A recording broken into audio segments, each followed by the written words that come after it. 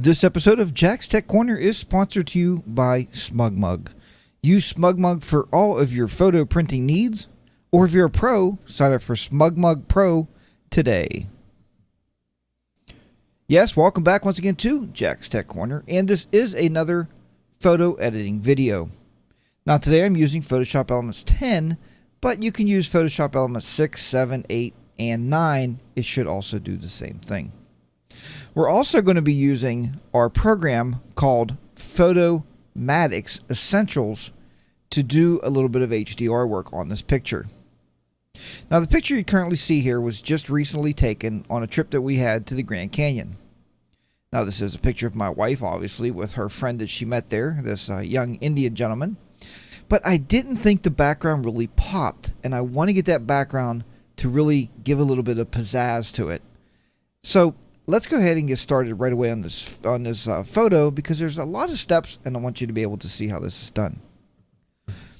First, as always, we're going to duplicate this background using Control or Command J, depending on what computer you're on, either a Mac or a PC. Next, what I want to do is I want to select our people here in the foreground, because we're only working with the background. But when we do this procedure, I'm going to show you why you don't want to do the procedure on everything, just the background. So we'll go ahead and use our quick selection tool. I'm sorry, let's use this one. Quick selection tool. We'll make that brush size a little bit bigger. And we're just going to select our folks here. And you're going to select every part of them because they are going to become your foreground. And that's why we want to get everything selected here. Really nice and clean. Okay. We're going to shrink this down a little bit here, and we're going to do the spear, as well as this little part right here hanging down. And now you can see there's some places we have to eliminate. We'll get a little bit more of his headdress here. Make that look more important there. And we'll just subtract the rest of it. And I'm not teaching here how to make a selection because you know obviously how to make a selection.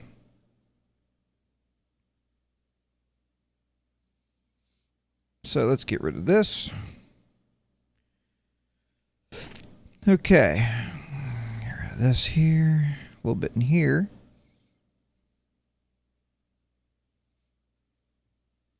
And also right down here in the middle here between the two of them. We'll get rid of that. We'll just take this off just a little bit here to his arm. And I've seen there was one place over here on the right side of the picture that's not quite picking up her whole arm here. So we want the arm. And we'll go right up here. All right, just like so.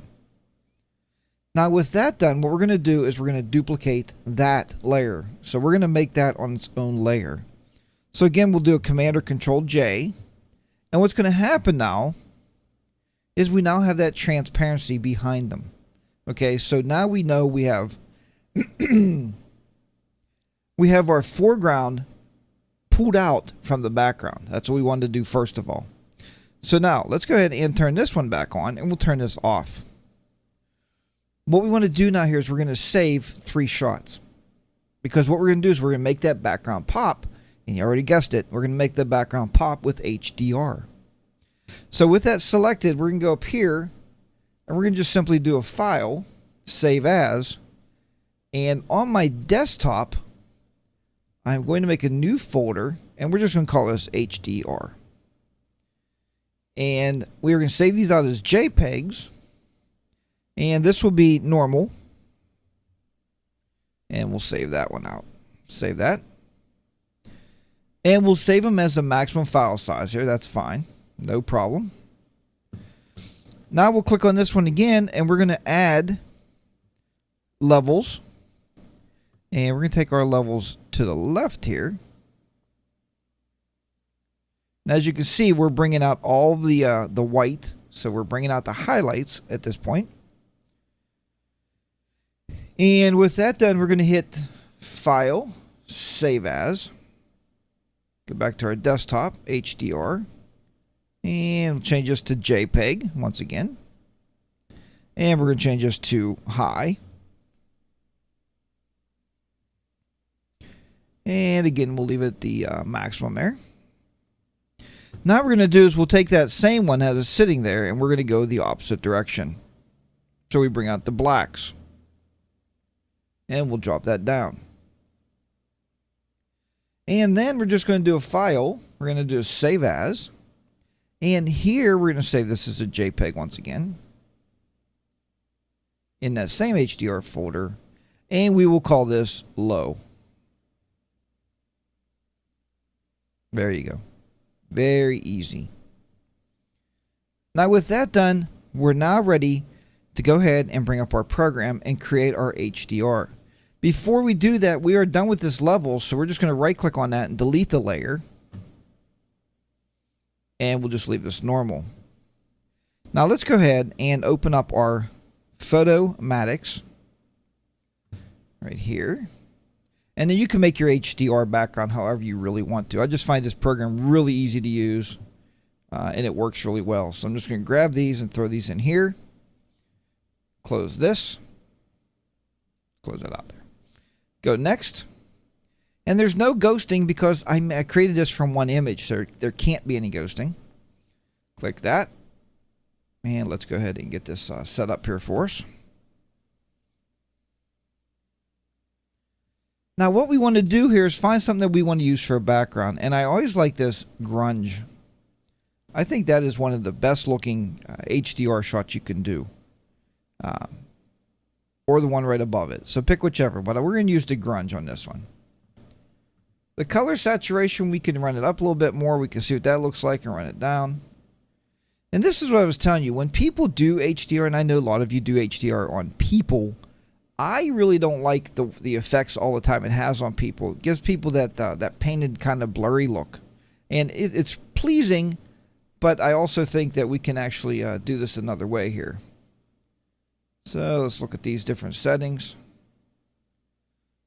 All right, we're going to say we want it to be like that. So that is now the way we want our picture to look.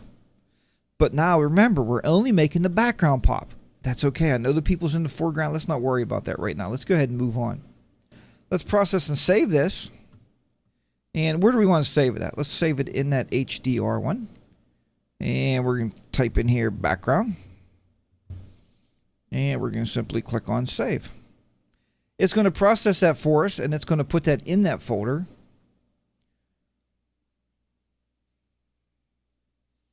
So this is actually coming along here pretty well. Hopefully you're staying up here with me. If not, you can always rewind these videos and rewatch them. That's the beauty of YouTube and the beauty of learning with videos.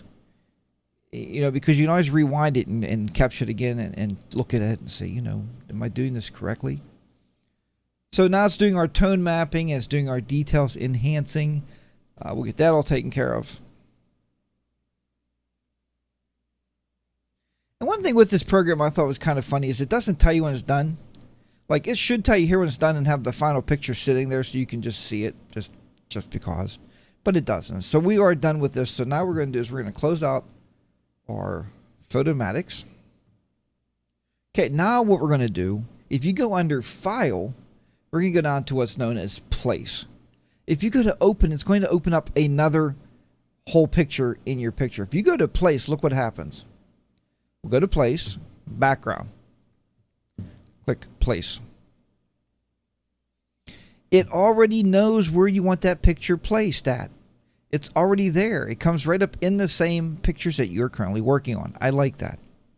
Let's turn this off.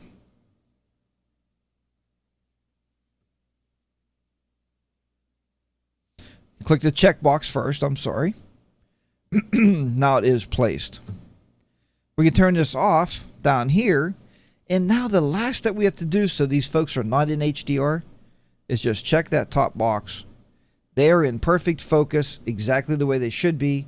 And now you have that popping background that we were shooting for so desperately. And we got it because now the background is HDR. And if for something there at the top it looks like it doesn't fit quite right, well, folks, you know, just use your cropping tool and just crop some of that off. Cropping tool, we could just go up here, we could just crop some of this off. Just like so. pull it down a little bit and pull us over just a little bit here if things didn't line up too well, and we'll just say okay. And that's it. That is how you create a popping HDR background for your pictures. This works on any picture. You could take anybody, isolate that foreground, HDR your backgrounds, and drop the foreground back in. Piece of cake. Folks, if you've liked this video tutorial, please check out my website, jackstechcorner.com. I have a DVD there. It's only $40, and it gives you 112 video lessons. So there's 112 videos on there. It's going to teach you endless possibilities with Photoshop Elements. You're going to have a lot of fun. Also, if you're into Lightroom, there's a Lightroom 4 video there, and it's also very, very reasonable. Once again, stop by jackstechcorner.com and check those out. I'd like to thank you for watching this video tutorial, and hopefully you come back and subscribe to more of my videos and stick around here on my channel, and I'm sure I'll bring you some more interesting topics on your photo editing needs. So long for now. I'll talk to you next time. Until then, keep those shutters clicking, keep the editors editing, and I'll see you back here soon. Bye for now.